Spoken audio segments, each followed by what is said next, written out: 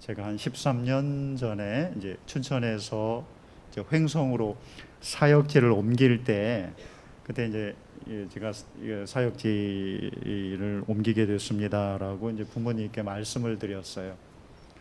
그 횡성은 낯설잖아요. 그러니까 제가 그 춘천에서 횡성 갈 때도 횡성이라는 지역이 제 기억 속에 없었어요. 그러니까 이제 가게 되니까 이제 횡성이라는 지역이 이제 눈에 들어오는데, 뭐 저 충청도 보은 땅에서 사시는 그 부모님이 횡성은 어딘지도 모르고 강원도도 뭔데 뭐 횡성 듣지도 못한 동네니까 더 힘들어요. 그 얘기를 가만히 듣더니만 어머니가 하시는 말씀이, 얘야 거기 차는 들어가냐 였습니다. 그 차는 들어가냐. 그러니까 진짜 이제 호랭이 나와서 사람 잡아먹는 그런 곳으로 이제 인식이 됐던 거죠. 제가 걱정이 돼서 그런 시골에 들어가서 어떻게 먹고 사나 이제 이 걱정이 많으셨던 것 같아요. 근데 그런 걱정과는 달리 그곳에서 잘 살았어요. 12년 반 넘게 잘 살고 우리 아이들도 건강하게 잘 크고 또 제게 맡겨진 일들도 잘 감당을 했습니다. 그것이 원래 좋은 곳 때문이 아니에요. 또 제가 그렇게 잘할 수 있는 능력이 있기 때문도 아니고 환경이 좋았기 때문도 아닙니다. 돌아보면 사실 모든 게 다 열악하고 힘들고 좀 뭐 늘 끊임없이 문제가 터지는 그런 곳이었지만 그래도 잘 살 수 있었던 건 전적으로 하나님의 은혜 때문이었어요. 은혜. 하나님의 은혜. 그러니까 하나님의 은혜가 있으면 이렇게 삶이 달라지죠. 그리스도인들이 누구냐? 이제 정의를 한번 해보면 그리스도인들은 이 지옥 같은 곳에서 이제 천국을 살아내는 사람들. 이게 그리스도인이에요. 뭐로? 하나님의 은혜로. 그리스도인이 누구냐? 이 지옥 같은 현실에 하나님의 나라, 이 천국을 보여주며 그 천국을 세워가는 사람들. 이게 그리스도인들이죠. 뭐로? 하나님의 은혜로. 내가 아니에요. 내 능력. 하나님 은혜 필요 없죠. 아니면 처음부터 그렇게 좋은 환경이면 하나님이 뭔 필요가 있습니까? 그 환경에서 그냥 살면 되지. 그죠? 그리스도인이 드러날 수 있고 하나님의 백성이 드러날 이 지옥 같은 현실에서 이 천국을 살아내고 지옥 같은 현실을 천국을 만들고 세워가며 보여줄 수 있는 사람들, 그들이 이제 그리스도인들이죠. 환경이나 내 능력이 아니라 전적으로 하나님의 은혜로 이게 가능한다. 그리스도인들은 대단한 사람들이에요. 진짜 그리스도인들만큼 위대한 사람들. 그러면 이 지옥 같은 현실에서 하나님의 은혜가 우리에게 어떤 모습으로 다가오는지, 그렇죠? 그럼 은혜 우리가 늘 그렇게 얘기하고 은혜를 입에 달고 사는 게 그리스도인들인데, 그 은혜가 우리의 삶의 현장, 그것도 지옥 같은 현실에 그 은혜가 어떤 모습으로 우리에게 다가오는지 오늘 룻 보아스를 통해서 한번 세 가지만 좀 한번 점검을 해봤으면. 첫째, 지옥 같은 곳에서도 이 천국을 살아내게 하는 이 하나님의 은혜는 우리의 조건, 우리의 환경, 내가 가진 환경과 조건에서는 만날 수 없는 진짜 좋은 사람, 그 사람을 만나는 데서 나타납니다. 누구죠? 오늘 룻의 이야기에서는 룻에게는 보아스였죠. 자, 룻은 어떤 사람이냐면 모압 여인입니다. 이 룻기가 전체 4장밖에 안 되는 아주 짧은 내용이거든요. 근데 이 룻을 이해하고 지칭할 때마다 아주 꼬리표처럼 따라붙으면서 같이 언급하는 말은 모압 여인이죠. 모압 여인 룻. 요 말이 장작 이 4장 중에 10번이 나옵니다. 그러니까 모압 여인이 좋은 말은 아니에요. 그죠?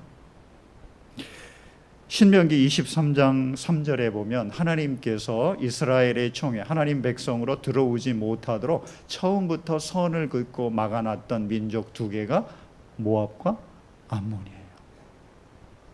이게 모압 여인이라는 게 유대인들에게는 아주 끔찍한 꼬리표입니다. 이방 여인으로서 영원히 환영받지 못하는 멸시와 천대 속에서 살아가야 하는 이 사람들이 모압 사람들인데, 룻이 이 모압 여인이라는 꼬리표를 달고 이 유대 땅 베들레헴에 왔습니다. 자칫 잘못됐으면 이 유대 땅 베들레헴은 룻에게는 지옥 같은 땅이 됐을 거예요. 평생을 모압 여인이라는 꼬리표를 달고 살아가는 아주 끔찍한 현실을 맞닥뜨려야 했던 게 룻이었습니다. 그런데 이 룻에게 이 유대 땅 베들레헴이 이 천국을 살아내며 기대와 소망을 가져다 줄 수 있는 땅이 될 수 있었던 그 딱 한 사람, 보아스입니다. 보아스.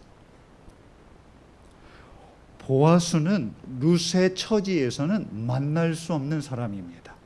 그는 유력한 사람, 경제적으로 능력이 있었고 사회적 지위가 높았고 영향력이 막강했던 사람입니다.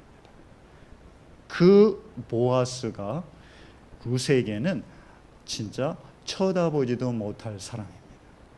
그런데 하나님께서 이 룻을 위해서 보아스를 이 룻에게 보냅니다. 그리고 서로 대면조차 할 수 없었던 이 두 사람이 대면하고 그의 삶에 깊숙하게 들어오기 시작합니다. 사람을 만난다는 게 이렇게 중요해요. 진짜 중요합니다. 그런데 보아스보다 더 중요한 건 사실 이 보아스를 통해서 회복의 은혜를 베푸시는 하나님이었습니다. 20절 이렇게 나옵니다. 자, 나오미가 룻에게 묻습니다. 너 어디에서 이 곡식을 주었느냐라고 묻자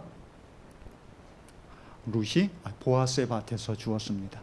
보아스라는 이름을 딱 듣자마자 나오미가 룻에게 하는 말이 20절, 그는 틀림없이 주님께 복을 받을 사람이다. 그 사람은 먼저 세상을 뜬 우리 식구들에게도 자비를 베풀더니 살아있는 우리에게도 한결같이 자비를 베푸는구나. 이렇게 기록. 근데 개역 개정은 번역이 좀 다릅니다. 이렇게 기록. 그가 여호와로부터 복받기를 원하노라. 그가 살아있는 자와 죽은 자에게 은혜 베풀기를 그치지 아니하도다. 여기서 그는 이 보아스를 말하는 게 아니라 하나님을 말합니다. 하나님만 죽은 자와 산 자에게 변함없이 은혜를 베풀 수 있는 분입니다. 하나님만 현재와 과거 모두에게 변함없는 은혜를 줄 수 있는 분이고, 하나님만 현재와 미래에 동일하게 은혜를 베풀 수 있는 분입니다. 그러니까 하나님이고 보아스는 이 하나님이 베푸는 은혜의 통로가 되는 사람입니다. 그러니까 보아스가 포커스 주 관심이 아니라 보아스 뒤에서 은혜를 베푸시는 하나님이 중심인 겁니다. 주인공은 하나님이지 사람이 아닙니다. 하나님만, 오늘 나오미의 고백처럼 죽은 자와 산 자 모두에게, 하나님만 과거와 현재 모두에게, 하나님만 과거와 현재 미래 모두에게 은혜를 베풀 수 있는 유일한 분입니다. 하나님께서 보아스를 보내 룻과 나오미에게 회복의 은혜를 베풀기 시작을 합니다. 자, 이제 우리도 한번 돌아보시면 좋겠습니다. 우리 시은소 교회, 우리 성도들, 우리가 서로가 서로에게 힘든 시간에 이 회복의 은혜, 이걸 이 순간을 포기하지 않고 잘 견디고 이겨낼 수 있는 용기와 위로와 소망을 줄 수 있는 사람들이 되어 있으면 우리 또한 보아스와 똑같이 하나님께서 회복의 은혜를 베푸시는 통로가 되었다고 저는 믿습니다. 힘든 시간들 많이 있었습니다. 힘든 걸 보면 우리가 전화 한 통화를 해서 좀 어떻게 지내요? 하나 물어보죠. 어떻게 지내요? 힘든 거 알아요. 좀만 힘내요. 내가 기도하고 있어요. 우리 성도들이 기도하고 있어요. 말 한마디가요, 얼마나 큰 힘과 위로가 되는데요. 힘든 시간을 보내는 거 다 알아요. 다 알고 어디에서도 희망 둘 데 없고 다른 사람이 그 힘든 시간을 대신 져주고 감당할 수도 없어서 오로지 그 사람만의 몫이라는 거 알아요. 근데 네 몫이니까 네가 알아서 해가 아니라 당신이 감당해야 하는 그 힘든 시간에 내가 해줄 수 있는 것은 당신 옆에서 위로가 돼주는 것이죠. 오늘 시간 좀 내서 나하고 밥 한번 같이 할까요? 뭐 맛있는 게 아니어도 좋아요. 비싼 거 아니어도 좋아요. 아니, 순댓국이면 어떻고? 예? 그거 같으면은 뭐 커피 한 잔이면 또 어때요? 막국수 한 그릇도 좋고. 같이 따뜻한 밥 한 그릇 먹으며 많은 말 하지 않아도 괜찮아요. 내가 당신 옆에 있어요. 당신이 힘든 것 알고 내가 당신에게 힘이 돼 주려고 할 뿐이에요. 요 마음만 전해준다면 사람이 힘을 얻잖아요. 힘을. 그리고 그 힘든 시간을 단 하루라도, 단 이틀이라도, 단 일주일이라도 버텨낼 수 있는 힘이 돼준다면 우리는 충분히 하나님께서 회복의 은혜를 베푸시는 통로로 쓰임받고 있다는 것을 우리가 꼭 보았으면 합니다. 우리 서로에게 이 회복의 은혜, 위로의 통로가 되는 하나님의 사람들이 될 수 있기를 축복합니다. 그래서 우리 교회가 희망이 있는 거예요. 소망이 있고. 믿음이 흔들리는 성도, 마음이 왔다 갔다 하는 성도, 지쳐있는 성도에게 전화 한번, 아침에 와서 악수하며 한마디 안부를 전하는 것, 떠날 때에 한 주간 잘 보내요 라고 인사말을 건네는 것, 힘들 때 만나서 밥 한번 같이 먹는 것, 힘들죠? 어떻게 지냈어요? 안부 묻는 것, 그리고 혼란스럽고 힘들 때 다른 큰 일을 하지 않아도 묵묵하게 자기의 자리를 꾹 지키면서 흔들리는 성도들의 구심점이 되어주는 것 하나, 이게 하나님께서 우리를 서로에게 회복과 위로의 통로로 사용하고 있다는 증거이고, 그 위로와 회복의 통로로 우리를 서로 사용했기에 우리 교회가 이렇게 건강하게 또 소망이 있게 세워질 수 있었다고 저는 그리 믿습니다. 이 은혜를 계속 이어가는 저와 여러분 되기를 소망합니다. 두 번째요, 지옥에서 이 천국을 살아가는 하나님의 은혜는 어떤 모습으로 우리에게 다가오냐 하면, 우리의 능력으로, 우리의 환경으로 얻을 수 없는 삶의 큰 축복을 주시는 모습으로 우리에게 다가옵니다. 자, 오늘 보시죠. 룻이 하루 동안 열심히 일했습니다. 하루 동안 열심히 아침부터 저녁까지 이삭을 주었고, 주운 이삭을 타작하고 떱니다. 떤 이 이삭을 다시 모아서 그 무게 양을 재봤더니 한 에바쯤 되었습니다. 룻이 논 게 아니에요. 아침부터 저녁까지 자기 힘 닿는 데까지 이삭을 줍고, 주운 이삭을 떨고, 떤 이삭을 다시 모아서 집으로 가져왔는데 그 양이 한 에바라고 합니다. 그 한 에바가 얼마죠? 한 에바는 해석이 다양한데 공통적으로 그 영양이 이게 그 양이 좀 이게 좀 차이가 있긴 한데 보통 30에서 50리터쯤 된다고 합니다. 30에서 50리터. 무게로 되면 얼마죠? 30kg에서 50kg. 30kg에서 50kg의 곡식을 하루 여인이 하루 일해서 얻었습니다. 아니, 적게 잡아도 한 20kg를 얻었다고 봐요. 20kg. 20kg면 우리가 얼마나 먹을 수 있죠? 쌀을? 쌀 한 가마니 20kg면 얼마나 먹어요, 여러분들? 한 달 반이요? 엄청 드시네요. 한 달 반을 드시는군요. 혼자 그렇듯이 혼자 20kg. 적은 양이 아니죠. 그렇죠? 보통 20kg, 30kg, 40kg 하면은 두 여인이 먹을 수 있는 양 한 달은 먹을 거예요. 그렇죠? 그래, 하루 일해서 한 달을 살 수 있는 양식을 얻었으면 어떤가요? 괜찮죠.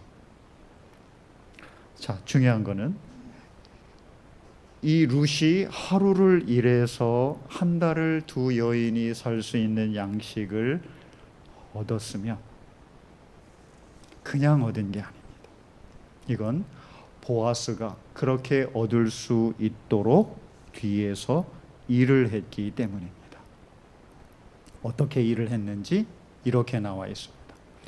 15절 16절에 룻이 이삭을 주우러 가려고 일어서자 보아스가 젊은 남자 일꾼들에게 일렀다.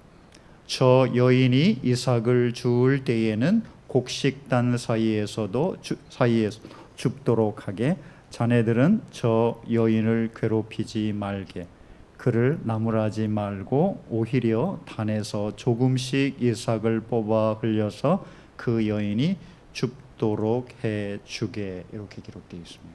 그러니까 뒤에서 룻이 그 필요한 양 이삭을 충분히 주울 수 있도록 뒤에서 모든 배려를 다 해주었던 거죠. 그래서 룻이 이삭을 그만큼 주울 수 있었습니다. 근데 룻은 그 이삭을 주우며 이삭이 맞네 라고 생각은 했지만 보아스가 뒤에서 이렇게 조치를 취해 놨다고는 생각하지 못했던 거예요.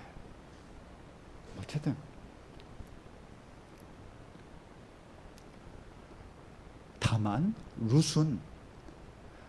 룻이 처한 현실, 아무것도 없는 룻이 할 수 있는 일이 뭐였습니까? 그건 이삭을 줍는 것밖에 없습니다.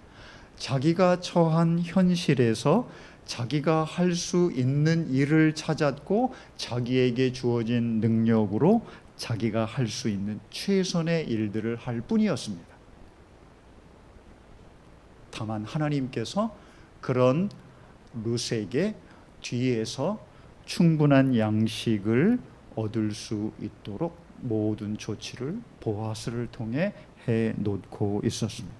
혼자 남의 밭에서 이삭을 줍고 주운 이삭을 혼자 떨어 타작하고 떨어 타작한 이삭을 다시 혼자 모아 자루에 넣는 그 일을 이 룻은 아침부터 저녁까지 쉬지 않고 감당했습니다. 그 결과가 얼마가 될지 그때에는 몰랐지만 나중에 다 마무리 짓고 모아보니 한 에바, 그래도 나와 어머니가 한 달은 살 수 있는 양식이 모아졌습니다. 잘못 오해를 하면 하나님이 뭐 이렇게 다 채워주시니까 뭐 그냥 대충 살아도 되겠네, 그리스도인들이 이런 잘못된 오해를 가질 수 있습니다. 근데 우리는 그렇지 않죠. 자, 그러면 우리가 그리스도인들이 어떻게 살아야 하는지 이제 그 답을 이렇게 내야 됩니다. 제가 이렇게 이제 횡성에서 이제 학교에서 사역을 하면서 이제 마음이 정말 아팠던 게 뭐냐면 이 젊은이들인데요. 이건 학생들이. 이 학생들이 어떤 생각을 가지고 있는지를 이렇게 보면은 마음이 정말 아파요. 어떤 생각인가 하면 자기의 현실이잖아요. 자기 현실에서 이제 미래를 미리 속단해 버려요. 나는 이런데 이런 내가 미래에 뭐가 될 수 있고 뭘 이룰 수 있겠어. 그러면서 그냥 막연한 기대감에 살거나 혹은 지레 포기해 버려요. 그냥 막연한 기대 어떻게 되겠지. 아니면 내가 이런 처지에서 내 뭔 일을 해낼 수 있겠어. 이 두 가지 생각 거의 대부분이. 자, 이거는 우리 세태의 모습을 그대로 반영합니다. 그렇죠? 우리도 지금 우리 현실에서 이 조건, 이 환경, 이 능력을 가지고 우리의 미래가 이렇게 어떻게 될 건지, 그 미래에 대한 꿈과 소망, 이 계획들이 내가 가진 현재의 조건에서 결정지으려고 해요.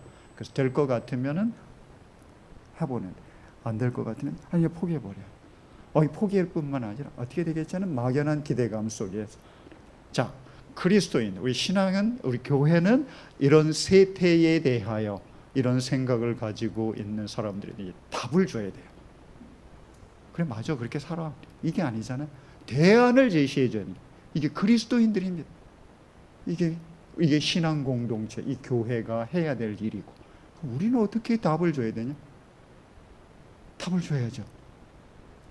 우리 그리스도인 아닙니까?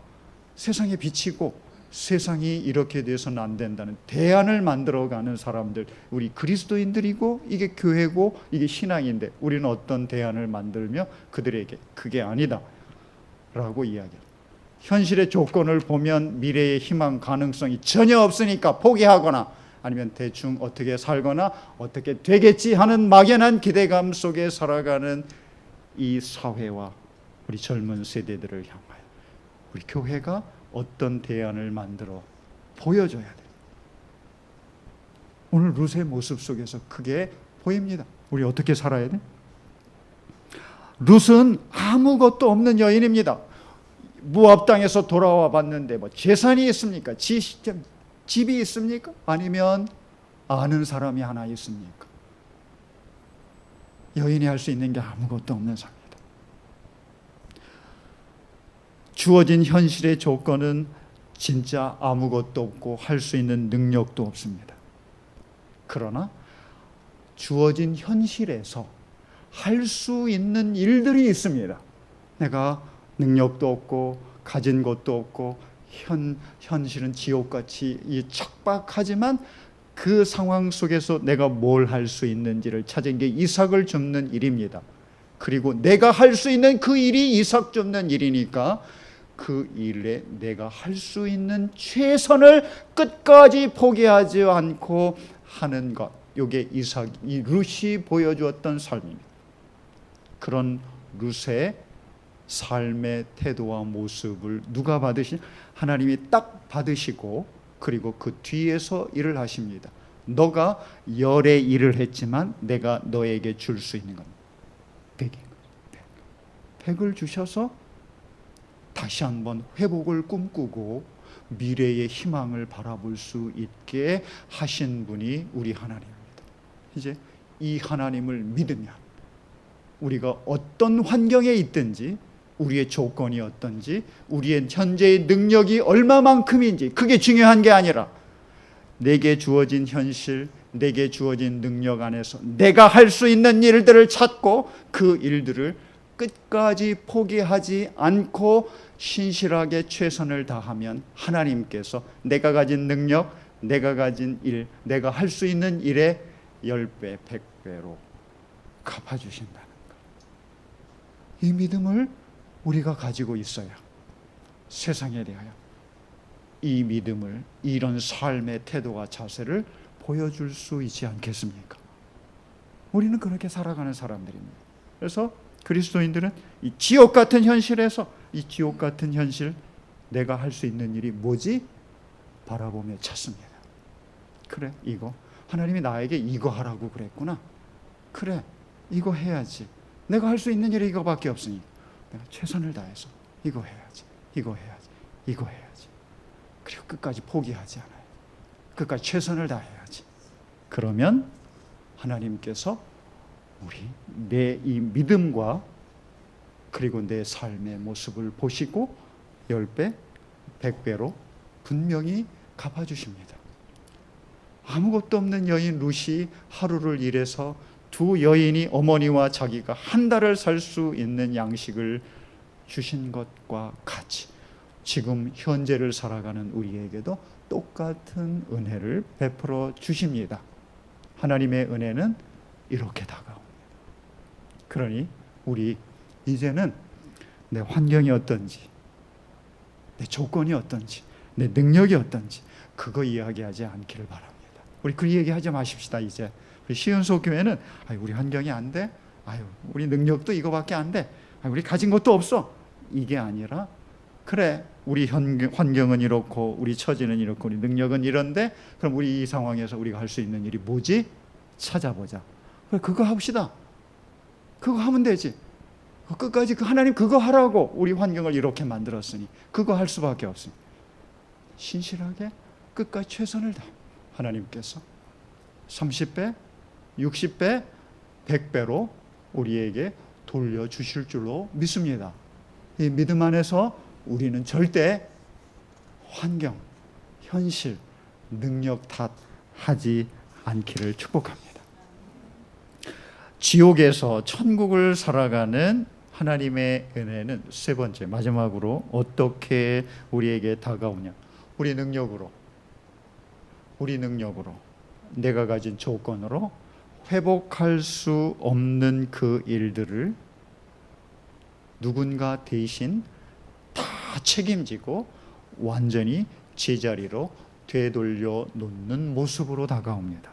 룻이 보아스의 밭에서 이삭을 주었다고 하자 나오미가 보아스가 자기 집 안 사람과 이며 자기와 어떤 관계에 있는지에 대해 20절에서 이렇게 이야기합니다. 그 사람은 우리와 가까운 사이다. 그는 집안간으로서 우리를 맡아야 할 사람이다.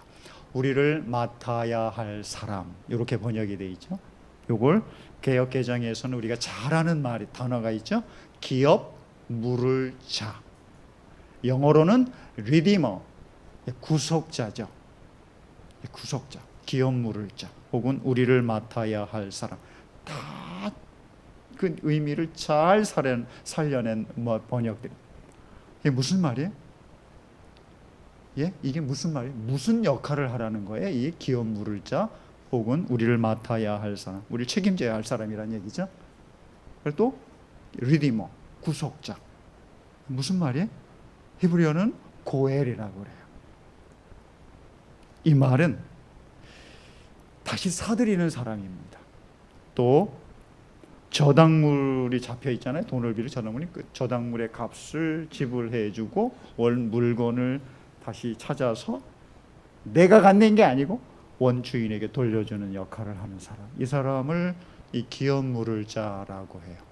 룻기에서는 이 기업 물을 자, 이 우리를 맡아야 할 사람으로서의 보아스의 역할을 두 가지로 요약을 했습니다. 하나는 이 나오미의 남편 엘리멜렉이 모압으로 이주하면서 너무 가난하니까 그 땅을 어떻게 할 수가 없으니까 아마 누구에게 팔았던 것 같아요.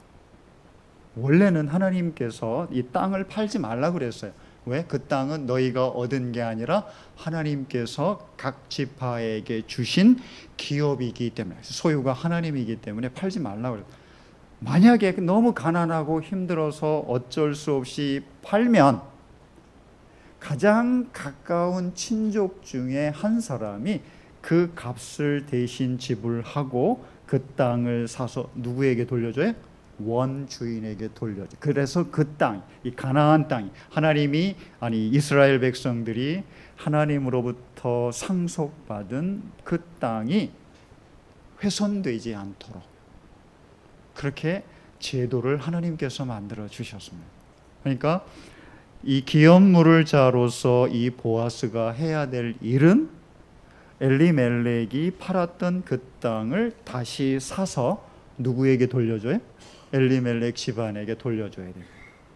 돌려주려고 하니까 그 집안의 대를 이어갈 아들이 없어요. 다 죽었어요. 나오미의 남편도 죽고 두 아들도 다 죽었습니다. 대를 이어갈 사람이 없어요. 근데 이 기업 물을 자, 이 사람이 또 하나 해야 될 일은 그 집안의 여인들을 중에 자기 아내로 받아들여야 돼요. 받아들여서 아들을 낳고 그 아들을 자기 아들 삼는 게 아니라 누구의 아들? 원래 그 집안의 아들로 다시 대를 이어갈 수 있게 해줘야 됩니다. 이게 기업 물을 자의 역할. 그러면 그렇게 산 땅은 또 누구에게 줘요? 그 아들에게 줘야 되는 거죠. 그러니까 이 기업 물을 자는 자기에게 득이 되는 게 하나도 없어요. 손해만 봅니다. 손해만. 근데도 하라고 했어요, 하나님. 왜? 무엇 때문에? 하나님의 주신 백성들이 건강하게 온전한 평안과 삶의 풍요로움을 누릴 수 있는 안전장치를 마련해 주시려고 그 제도를 만들으셨습니다. 그를 위해서 누군가 헌신하고 희생하도록 하셨습니다. 근데 이 기업 물을 자, 이 고엘, 오늘 맡아 책임져야 할 사람, 보아스를 통해 보여주었지만 진짜 기업 물을 자는 우리에게 누구예요? 예수님. 예수님만 진정 기업 물을 자가 될 수 있습니다. 예수님이 우리에게 어떻게 기업 물을 자의 모습을 보여주셨습니까? 자기 목숨까지, 자기 생명까지, 자기가 가졌던 모든 하나님 아들로서의 권세와 영광 다 포기하고 자기 목숨을 십자가에 내어주면서 그 대신 우리 스스로는 회복할 수 없는 하나님 자녀 백성의 신분을, 의롭고 거룩한 신분을 다시 회복하셨고 하나님 백성으로서 마땅히 누릴 수 있는 하나님의 풍요로운 삶을 우리가 이 땅 가운데 누릴 수 있게 해 주셨습니다. 그래서 진정한 기업 물을 자 고엘은 우리 예수님 한 분뿐입니다. 자, 그 예수님이 우리를 위해 십자가에서 자기 생명을 드렸습니다. 그 대가로 우리가 하나님의 자녀로, 하나님의 거룩하고 이로운 백성으로 이제 회복이 됐어요. 우리는 그런 사람입니다. 그냥 된 게 아니에요. 그냥 우리가 하나님의 백성이고 하나님의 자녀고 하나님의 거룩한 하나님 천국 백성이 된 게 아니라 우리 예수님이 기업 물을 자로서 자기를 희생했기 때문이었습니다. 자, 성도 여러분, 우리 안에 그 예수님이 계십니다. 우리가 그 예수님 안에 있습니다. 우리는 이제 기업 물을 자로서, 구속자로서, 리디머, 고엘로서의 신앙의 삶을 우리 서로를 위해 살 수가 있는 힘과 자격을 얻었습니다. 기업 물을 자라고 그러니까 무슨 뭐 큰일이에요. 저 사람 살리려고 내 모든 걸 다 희생하고 포기해야지. 그걸 말하고 요구하는 게 아닙니다.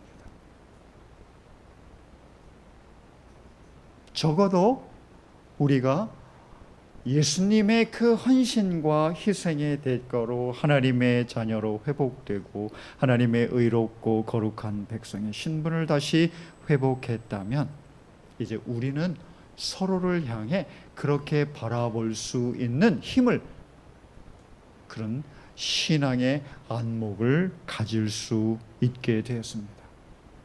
서로를 그렇게 바라볼 수 있기를 바랍니다. 그래? 당신에게 내가 기업 물을 자로서, 고엘로서 당신 옆에 당신을 향하여 서 있을게. 적어도 내가 당신에게는 기업 물을 자로서 당신에게 다가갈게 라는 마음 하나면 족할 수 있습니다.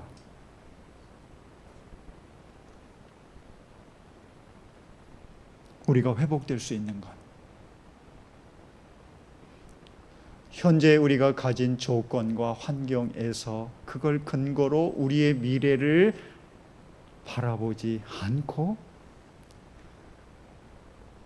우리에게 보아스 같은 우리가 한 능력과 가진 능력과 한 일보다 훨씬 더 많은 것을, 그리고 책임을 가지고 자기를 희생해 우리를 회복할 그 하나님을 믿는다면, 그리고 서로에게 그런 모습으로 우리가 설 수 있다면 우리의 미래는 우리 시은속 교회의 미래는 현재 우리가 가진 우리의 모습이나 능력이 아니라 우리를 회복하시는 은혜 안에서 얼마든지 가능성으로, 희망으로 열릴 수 있다고 저는 그리 믿습니다. 우리에게는 위로의 은혜, 회복의 은혜를 베푸시는 하나님이 계십니다. 그 하나님을 믿고 우리의 미래를 소망과 가능성 가운데 바라볼 수 있기를 우리 주 예수 그리스도의 이름으로 축복합니다. 하나님 감사합니다. 우리에게 소망과 위로와 회복의 은혜를 베푸시는 하나님 안에서 우리의 현재로 미래를 바라보지 않고 그 하나님을 의지해 미래를 소망하고 가능성을 열어가는 우리 모든 시은소 교회 성도들, 우리 교회 되게 해 주옵소서. 주 예수 그리스도의 이름으로 기도하옵나이다.